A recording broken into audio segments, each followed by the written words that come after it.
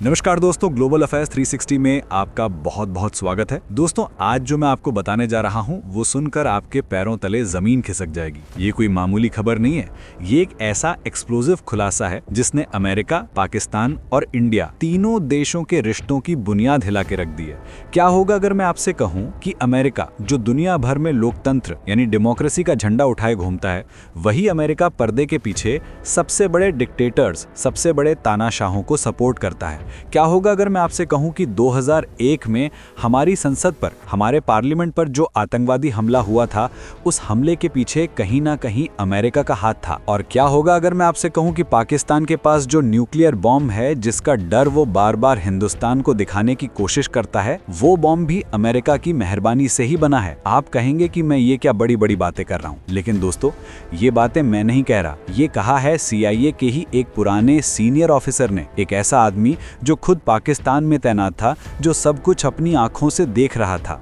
उसने अमेरिका और पाकिस्तान की पूरी पोल पट्टी खोल कर रख दी है। उसने बताया है कि कैसे अमेरिका ने पाकिस्तान को पाला पोसा, कैसे पाकिस्तान अमेरिका से ही पैसा लेकर अमेरिका की पीठ में छुरा घोंपता रहा, और कैसे इन सब के बीच में निशाना बना हिंदुस्तान। तो आज इस वीडियो में हम इस पूरे मामले की तह तक जाएंगे, इवेंट बाय इवेंट, एक एक करके हर पर्दे को उठाएंगे। पहला, ये CIA ऑफिसर है कौन और इसने क्या दावा किया है। दूसरा, जनरल मुशर्रफ कैसे अमेरिका के पपेट रूलर यानी कठपुतली बन गए थे। तीसरा, 2001 पार्लियामेंट अटैक में अमेरिका का क्या रोल था। चौथा, पाकिस्तान का न्यूक्लियर बॉम्ब असल में किसने बनवाया। और पांचवा, सबसे बड़ा सवाल, इतनी बाहरी मदद मिलने के बाद भी, अमेरिका से डॉलर और चीन से सपोर्ट मिलने के बाद भी, पाकिस्तान आज तक हिंदुस्तान से एक भी जंग क्यों नहीं जीत पाया। बने रहिए मेरे साथ, क्योंकि ये खुलासे आपके होश उड़ा देंगे। तो कौन है ये CIA ऑफिसर? तो दोस्तों, सबसे पहले ये जानते हैं कि ये आदमी है कौन। इसका नाम है जॉन किरियाकू। ये कोई छोटा मोटा नाम नहीं है। जॉन किरियाकू CIA के एक डेकोरेटेड वेटरन ऑफिसर रह चुके हैं। और सबसे इंपॉर्टेंट बात, 2000 के दशक में यानी 9/11 के आतंकवादी हमले के आसपास इनकी पोस्टिंग पाकिस्तान में ही थी। इनका काम था काउंटर टेररिज्म यानी आतंकवाद से लड़ना। ये वो आदमी है जो जमीन पर था, जो देख रहा था कि पाकिस्तान में क्या खेल चल रहा है। ये फर्स्ट हैंड इन्फॉर्मेशन दे रहे हैं, कोई सुनी सुनाई बात नहीं। किरियाकू पहले भी अमेरिका की पोल खोल चुके हैं। उन्होंने अमेरिका की टॉर्चर पॉलिसीज का पर्दाफाश किया था, जिसके लिए उन्हें जेल भी जाना पड़ा था। तो आप समझ सकते हैं कि ये एक ऐसे आदमी हैं जो सच बोलने से डरते नहीं है, चाहे कीमत कुछ भी चुकानी पड़े। अब इन्हीं जॉन किरियाकू ने एक इंटरव्यू में कुछ ऐसे दावे किए हैं जिसने पूरी दुनिया में, खासकर साउथ एशिया में, एक तूफान ला दिया है। अमेरिका और पपेट मुशर्रफ।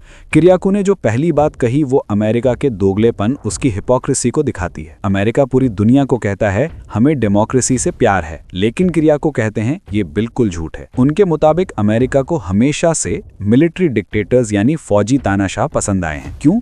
क्योंकि एक डिक्टेटर से डील करना बहुत आसान होता है। उसे जनता को कोई जवाब नहीं देना पड़ता, वो एक फोन कॉल पर अमेरिका का काम कर देता है। और पाकिस्तान में अमेरिका का सबसे पसंदीदा डिक्टेटर कौन था? जनरल परवेज मुशर्रफ। किरियाकू बताते हैं कि 9/11 हमले के बाद जब अमेरिका को अफगानिस्तान में घुसना था, ओसामा बिन लादेन को पकड़ना था, तो उन्हें पाकिस्तान के मिलिट्री बेसिस की जरूरत थी। और मुशर्रफ ने, जो उस वक्त पाकिस्तान के मिलिट्री रूलर थे, पूरा पाकिस्तान अमेरिका के सामने थाली में परोस कर रख दिया था। बदले में क्या मिला? बदले में अमेरिका से आए $बिलियन पानी की तरह पैसा बहाया गया। इतनी मिलिट्री एड दी गई, इतने हथियार दिए गए कि जनरल मुशर्रफ एक तरह से अमेरिका के पपेट रूलर यानी कठपुतली शासक बन गए थे। हालात इतने खराब थे दोस्तों। किरियाकू के मुताबिक मुशर्रफ ने पाकिस्तान के न्यूक्लियर वेपन्स का कंट्रोल तक अमेरिका के हाथ में दे दिया था। सोचिए, एक देश जो अपने न्यूक्लियर बॉम्ब को अपनी इस्लामिक बॉम्ब और अपनी शान बताता है, उसका रिमोट कंट्रोल वॉशिंगटन में बैठा था। इस हद तक पाकिस्तान अमेरिका पे डिपेंडेंट हो चुका था। 2001 पार्लियामेंट अटैक और पाकिस्तान का डबल गेम। अब दोस्तों, यहां से शुरू होती है असली और सबसे चौंकाने वाली कहानी। ये वही दौर था 2000-2001। मुशर्रफ अमेरिका से दोस्ती निभा रहे थे, और तभी 13 दिसंबर 2001 को हमारी संसद पर, हमारे पार्लियामेंट पर आतंकवादी हमला होता है। इस हमले के पीछे कौन था? जैश-ए-मोहम्मद और लश्कर-ए-तैयबा। ये संगठन कहां पल बढ़ रहे थे? पाकिस्तान में। किसके राज में? जनरल मुशर्रफ के राज में।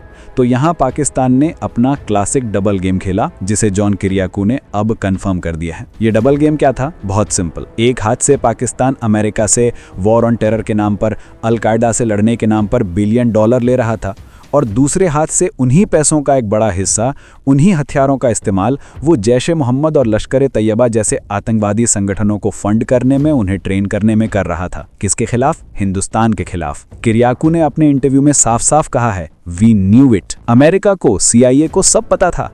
उन्हें पता था कि ये पैसा डाइवर्ट हो रहा है। उन्हें पता था कि पाकिस्तान इंडिया के खिलाफ आतंकवाद को बढ़ावा दे रहा है, लेकिन अमेरिका ने आंखें बंद कर ली। वो चुप रहे। क्यों? क्योंकि उस वक्त अमेरिका का एक ही मतलब था, अफगानिस्तान। उनका मतलब था ओसामा बिन लादेन। हिंदुस्तान की सिक्योरिटी, हमारे लोगों की जान, ये उनकी प्रायोरिटी लिस्ट में था ही नहीं। तो दोस्तों, सोचने वाली बात है कि जब 2001 में हमारी पार्लियामेंट पर हमला हुआ, तो क्या इसके लिए अमेरिका जिम्मेदार नहीं है? क्या ये हमला अमेरिका के दिए गए पैसों से और उनकी चुप्पी से पॉसिबल नहीं हुआ? किरियाकू ये भी बताते हैं कि पार्लियामेंट अटैक के बाद अमेरिका बुरी तरह डर गया था। उन्हें लगा कि अब इंडिया पाकिस्तान के बीच में एक फुल फ्लेज्ड न्यूक्लियर वॉर, एक पूर्ण युद्ध छिड़ जाएगा। और इस डर से अमेरिकन एडमिनिस्ट्रेशन ने इस्लामाबाद में अपनी एम्बेसी से अपने लोगों को वापस बुलाना शुरू कर दिया था। यानी पहले आग लगाने वाले को पैसा दो, उसे आग लगाने दो, और जब आग भड़क जाए तो वहां से दुम दबाकर भाग लो। ये थी अमेरिका की पॉलिसी। पाकिस्तान का न्यूक्लियर बॉम्ब अमेरिका और सऊदी की देन। अब आते हैं तीसरे और शायद सबसे बड़े खुलासे पर। पाकिस्तान के पास न्यूक्लियर बॉम्ब कहां से आया? हम सब डॉक्टर AQ खान का नाम जानते हैं। उसे father of Pakistan nuclear bomb कहा जाता है। लेकिन जॉन किरियाकू ने जो बताया है वो इस कहानी को पूरा बदल देता है। किरियाकू कहते हैं कि CIA के पास AQ खान के पूरे नेटवर्क की जानकारी थी। CIA को पता था कि AQ Khan north Korea, Libya और ईरान को न्यूक्लियर टेक्नोलॉजी बेच रहा है। उन्हें पता था कि वो पाकिस्तान के लिए बॉम्ब बना रहा है। ये सब उनकी आंखों के सामने हो रहा था। अमेरिका चाहता, CIA चाहती तो AQ खान को कभी भी कहीं भी एलिमिनेट कर सकती थी, जैसा इजराइल अपने दुश्मनों के साथ करता है। ये CIA के लिए कोई बड़ी बात नहीं थी। तो अमेरिका ने ऐसा क्यों नहीं किया? पाकिस्तान को न्यूक्लियर बॉम्ब बनाने से रोका क्यों नहीं? जवाब है दोस्तों, सऊदी अरब। किरियाकू ने खुलासा किया कि उस वक्त अमेरिका सऊदी अरब के तेल पर बुरी तरह डिपेंडेंट था। अमेरिका और सऊदी की एक सिंपल डील थी, तुम हमें तेल दो, हम तुम्हें हथियार देंगे और तुम्हारी रक्षा करेंगे। उस वक्त सऊदी अरब, जो एक सुन्नी देश है, अपने पड़ोसी शिया देश ईरान से बहुत डरता था। ईरान भी उस वक्त अपना न्यूक्लियर प्रोग्राम चला रहा था। तो सऊदी को अपने बचाव के लिए एक सुन्नी बॉम्ब की ज़रूरत थी, एक इंश्योरेंस पॉलिसी। और ये सुन्नी बॉम्ब कौन बना रहा था? पाकिस्तान, AQ खान की मदद से। किरियाकू के मुताबिक सऊदी अरब ने सीधा व्हाइट हाउस को फोन घुमाया और कहा, AQ खान को हाथ मत लगाना, वो हमारा आदमी है, हम उसके साथ काम कर रहे हैं। बस तेल की लालच में अमेरिका ने अपनी आंखें कान सब बंद कर लिए। व्हाइट हाउस ने CIA को ऑर्डर दिया कि AQ खान के मामले से दूर रहो। और इस तरह अमेरिका की जानकारी में, उनकी चुप्पी के साथ AQ खान ने आराम से पाकिस्तान के लिए और इफेक्टिवली सऊदी अरब के लिए न्यूक्लियर बॉम्ब बना डाला। तो दोस्तों, जो न्यूक्लियर बॉम्ब पाकिस्तान आज हिंदुस्तान को दिखाकर धमकाता है, वो असल में अमेरिका की ही देन है, या ये कहना ज़्यादा सही होगा कि वो उनकी छूट का नतीजा है। और इसकी लेटेस्ट अपडेट क्या है? अभी कुछ ही समय पहले पाकिस्तान और सऊदी अरब ने एक नया डिफेंस पैक्ट साइन किया है। एक्सपर्ट्स मानते हैं कि ये कुछ और नहीं बल्कि पाकिस्तान के न्यूक्लियर बॉम्ब को रेंट पर लेने का एक फॉर्मल एग्रीमेंट है। सऊदी ने उस बॉम्ब के लिए जो पैसा लगाया था, अब वो उसका फॉर्मल कंट्रोल ले रहा है। एनालिसिस, फिर भी पाक इंडिया से जंग क्यों नहीं जीत सकता? तो दोस्तों, अब आते हैं हमारे वीडियो के सबसे बड़े सवाल पर, जो टाइटल में भी है।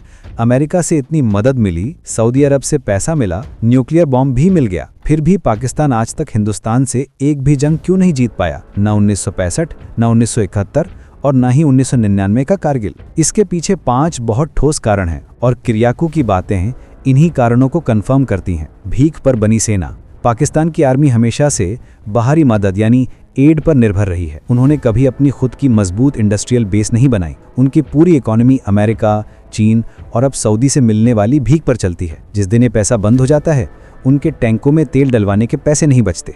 दूसरी तरफ हिंदुस्तान अपनी इकोनॉमी पर अपने दम पर खड़ा है। हमारी सेना अपने दम पर लड़ती है, किसी के टुकड़ों पर नहीं। फौज का असली मकसद देश नहीं, पावर। किरियाकू ने बताया ना कि मुशर्रफ कैसे अमेरिका के पपेट थे। यही पाकिस्तान आर्मी का कैरेक्टर है। उनका असली मकसद हिंदुस्तान से जीतना ही नहीं है, उनका असली मकसद है पाकिस्तान की सियासत पर और पाकिस्तान की इकोनॉमी पर कब्जा करना। पाकिस्तान आर्मी एक देश नहीं, एक बहुत बड़ा बिजनेस एम्पायर चलाती है। उनके जनरल्स को पावर चाहिए, पैसा चाहिए, जमीन के प्लॉट चाहिए। जंग लड़ने में, शहीद होने में उनका कोई इंटरेस्ट नहीं है। ऐसी आर्मी अपने आकाओं के लिए लड़ती है, देश के लिए नहीं। हिंदुस्तान का conventional war advantage. Nuclear bomb दोस्तों जंग जीतने के लिए नहीं होता, वो जंग को रोकने के लिए होता है, जिसे डेटरेंस कहते हैं। असली जंग तो जमीन पर सेना को ही लड़नी पड़ती है, और यहाँ हिंदुस्तान की आर्मी, नेवी और एयरफोर्स पाकिस्तान से कहीं ज़्यादा बड़ी, कहीं ज़्यादा मॉडर्न और कहीं ज़्यादा बेहतर ट्रेंड है। हमारा डिफेंस बजट पाकिस्तान के पूरे बजट से कई गुना ज़्यादा है। एक फुल स्केल कन्वेंशनल वॉर में पाकिस्तान हिंदुस्तान के सामने कुछ दिन भी नहीं टिक पाएगा। पाकिस्तान अंदर से खोखला हो चुका है। जिस आतंकवाद को पाकिस्तान ने हिंदुस्तान के लिए पाला था, वही डबल गेम अब उल्टा पड़ गया है। आज टीटीपी जैसे आतंकवादी संगठन पाकिस्तान की आर्मी को ही रोज़ मार रहे हैं। पाकिस्तान की इकोनॉमी IMF के लोन पर जिंदा है। देश में पॉलिटिकल इंस्टेबिलिटी है। बलूचिस्तान में आज़ादी की मांग हो रही है। जो देश अंदर से ही इतना टूटा और खोखला हो, वो बाहर किसी देश से जंग कैसे जीत सकता है? और आखिरी और सबसे ज़रूरी बात, नीयत। हिंदुस्तान की नीयत हमेशा देश की रक्षा की रही है। हमने कभी किसी पर पहले हमला नहीं किया, लेकिन जब हम पर हमला हुआ, हमने मुंह तोड़ जवाब दिया। पाकिस्तान की नीयत हमेशा प्रॉक्सी वॉर, आतंकवाद और हजार घाव देकर हिंदुस्तान को तोड़ने की रही है। और आतंकवाद के दम पर, झूठ और धोखे के दम पर जंगें नहीं जीती जाती। तो दोस्तों, जॉन किरियाकू के इन खुलासों से ये बात बिल्कुल साफ हो जाती है कि अमेरिका ने अपने मतलब के लिए पाकिस्तान को हमेशा एक टूल की तरह इस्तेमाल किया। उन्होंने पाकिस्तान के न्यूक्लियर प्रोग्राम को होने दिया, उन्होंने पाकिस्तान के डबल गेम को नज़रअंदाज किया, और इस सब की कीमत चुकाई हिंदुस्तान ने 2001 पार्लियामेंट अटैक के रूप में, और उससे पहले और बाद में हज़ारों बेगुनाह जानों के रूप में। लेकिन ये भी उतना ही बड़ा सच है कि पाकिस्तान अमेरिका की गोद में बैठकर, सऊदी का पैसा खाकर और चीन का कर्जदार होकर भी कभी हिंदुस्तान का मुकाबला ना कर पाया है और न ही आगे कर पाएगा। क्योंकि हिंदुस्तान की ताकत उसकी मजबूत डेमोक्रेसी है, उसकी तेज़ी से बढ़ती इकोनॉमी है और उसकी प्रोफेशनल देशभक्त सेना है, ना कि किसी दूसरे देश से मिली हुई भीख। आपका इस पूरे मामले पर क्या सोचना है? क्या अमेरिका को 2001 अटैक के लिए जिम्मेदार ठहराया जाना चाहिए? और क्या पाकिस्तान का न्यूक्लियर बॉम्ब अब असल में सऊदी अरब का बॉम्ब बन चुका है? नीचे कमेंट सेक्शन में अपने विचार हमें ज़रूर बताइएगा। अगर आपको ये डिटेल्ड नो नॉनसेंस एनालिसिस पसंद आया हो तो इस वीडियो को लाइक ज़रूर करें, इसे अपने दोस्तों और परिवार के साथ शेयर करें ताकि सच सब तक पहुंच सके। और ग्लोबल अफेयर्स 360 को सब्सक्राइब करना बिल्कुल मत भूलिएगा। मिलते हैं अगले वीडियो में एक और बड़े खुलासे के साथ। जय हिंद।